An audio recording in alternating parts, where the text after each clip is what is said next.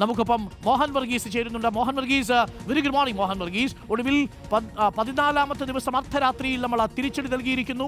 പാകിസ്ഥാന്റെ ലഷ്കർ ഇ തൊയ്ബയുടെയും ജെയ്ഷെ മുഹമ്മദിന്റെയും തീവ്രവാദ പരിശീലന കേന്ദ്രങ്ങളിലടക്കം ഇന്ത്യൻ സൈന്യം ഇപ്പോൾ സംയുക്ത നീക്കത്തിലൂടെ തകർത്ത് തരിപ്പണമാക്കിയിരിക്കുന്നു. ഇപ്പോൾ അതിർത്തിയിൽ യുദ്ധസമാനമായ സാഹചര്യമാണ്. നീതി ലഭിച്ചോ നമുക്ക്? തീർച്ചയായും ഡോക്ടർ അരുൺ, നീതി ലഭിച്ചു എന്നതാണ്. 26 പേരുടെ ജീവനാണ് പൊലിഞ്ഞത് പഹൽഗാമിൽ.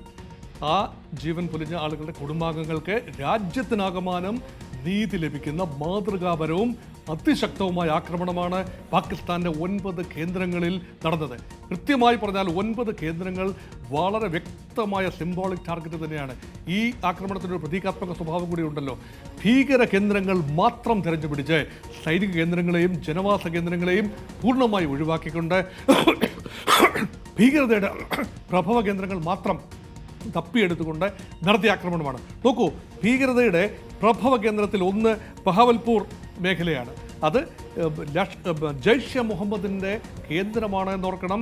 ജയ്ഷെ മുഹമ്മദിൻ്റെ തലവൻ്റെ ആസ്ഥാന പ്രദേശം തന്നെ ഇന്ന് തീഗോളമായി മാറിയിരിക്കുന്നു.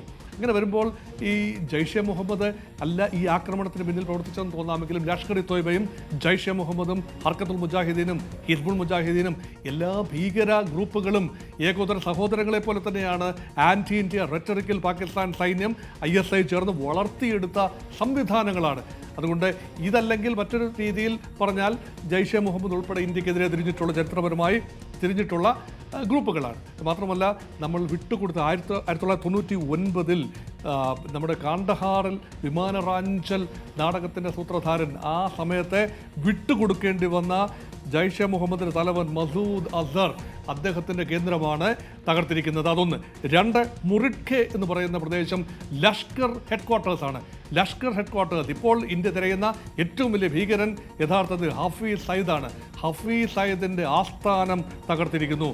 അതുകൊണ്ട് ഈ പ്രദേശം 2 പ്രദേശങ്ങളെന്ന് പറയുമ്പോൾ വ്യക്തമായ സൂചനയാണ് ലോകത്തിന് നൽകുന്നത്, അതുപോലെ പാകിസ്ഥാനിലെ ഭീകര ഗ്രൂപ്പുകൾക്ക് നൽകുന്നത്, സൈന്യത്തിന് നൽകുന്നത്. അതുകൊണ്ട് ഏതെങ്കിലും കാരണവശാൽ സൈന്യം പാകിസ്ഥാൻ ഭീകരതയെ ഭാവിയിൽ വളർത്തിയെടുക്കുകയാണെങ്കിൽ ഞങ്ങൾ ഏതറ്റം വരെ പോയും തിരിച്ചടിക്കാൻ മടിക്കില്ല എന്നതിൻ്റെ സൂചന തന്നെയാണ്. അതുകൊണ്ടാണ് സിന്ദൂരം, ഭാരതീയ സ്ത്രീകളുടെ സിന്ദൂരം മായ്ച്ചു കളഞ്ഞ കശ്മലന്മാർക്ക് ഈ ഓപ്പറേഷൻ സിന്ദൂരിലൂടെ അതിശക്തമായ മറുപടി നൽകുന്ന കാഴ്ച വളരെ മനോഹരമാണ്.